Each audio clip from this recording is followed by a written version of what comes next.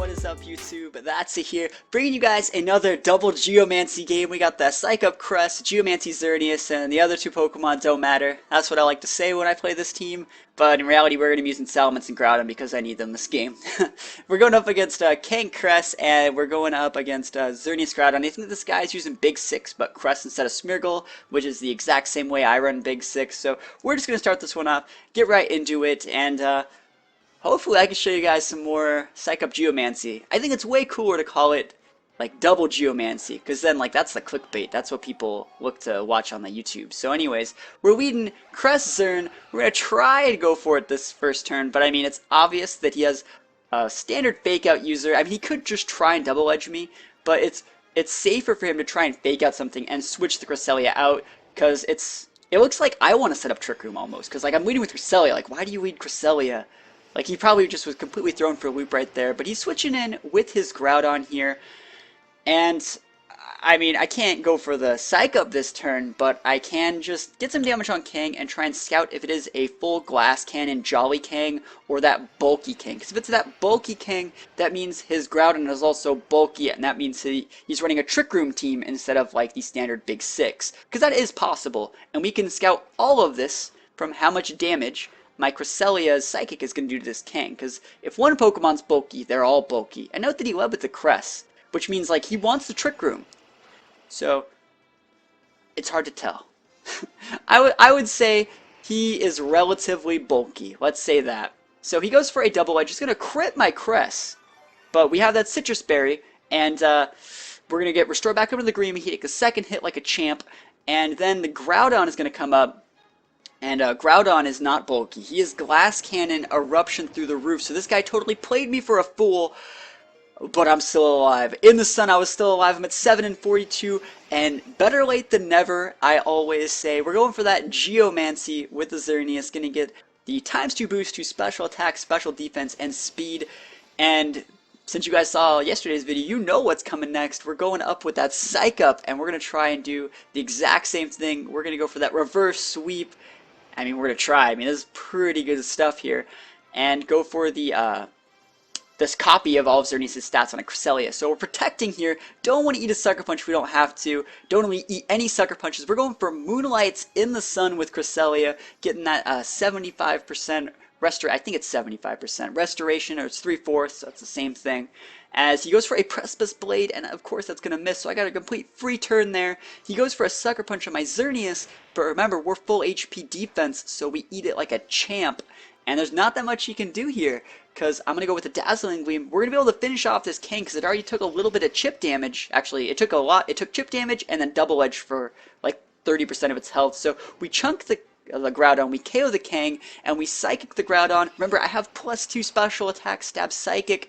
Unfortunately, we don't get the KO, but this is the saddest eruption I have ever seen. It did 3 damage to my Xerneas. 3 freaking damage. Can you believe that? I can't believe it. It's pretty ridiculous. So he's going to come in, he's going to protect with his Groudon. I don't really know why, because like Groudon is pretty outclassed at this point in the game. We're going for a Dazzling Gleam just to keep him honest. And he's going to activate a Citrus Berry of his own on his Cresselia, restoring 30% HP. But I'm just super happy that I didn't get like double KO'd by that eruption like 3 turns ago. And then he eruptioned me for 3 damage as he comes up with an Icy Wind. And I don't know how that Icy Wind KO'd my Xerneas. It almost seems like you should take less than 8 damage from Icy Wind when you don't have a Geomancy. But I have to then think about it and realize, alright, wait. That Cresselia must have like heavy investment in special attack, and we're gonna get back to that later in the game. So we come in with Salamence. Like I said, we're gonna have to use a couple of the other Pokemon because yeah, I mean you can't always just win with like Geomancy Psych Up. And what is a really cool gimmick? I mean sometimes you're gonna have to use your other Pokemon. That's how the game works. So we're gonna go for a Psychic up onto the Groudon. It's such a waste to waste like a single target attack onto a Groudon that's at like 2 HP, but I mean, it's whatever. I kind of wanted the sun to stay there forever so I can keep Moonlighting, but yeah, you know how it works. So he goes for the Icy Wind. It's going to make my Cresselia's speed go back down to normal. And now it's kind of going to get bad because he's sending out his Xerneas. I was thinking, holy shit.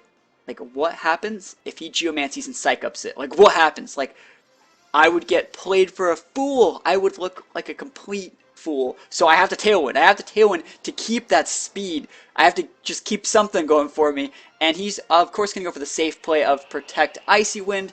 I mean, I'm much happier to see that than the late game Psych Up Geomancy. I could not even fathom that happening. And remember, since I set up a Tailwind and then ate an Icy Wind, I'm still going to be faster with my Salamence, so I get to go for a huge double edge, and it's not going to be enough to KO the Xerneas. And I don't know how this works. Tell me how this works. Right. I Psych Up a Geomancy, I go up to +2, and then I get an Icy Wind, and then I get Icy Wind again. But there's like a Tailwind up. And somehow Xerneas is still faster than me, even though I should be at +1. I don't know how it really works. Maybe someone can elaborate more for me. But anyways, I was slower than that Xerneas, and which means he's going to get the special defense boost from Geomancy, which means I'm not going to be able to KO him with my Cresselia, and I'm going to lose Salamence for it, but it's okay. Because he didn't Psych Up Geomancy me back. That would have, he probably thought, like, after this game, like, I'm doing that. I'm gonna do that.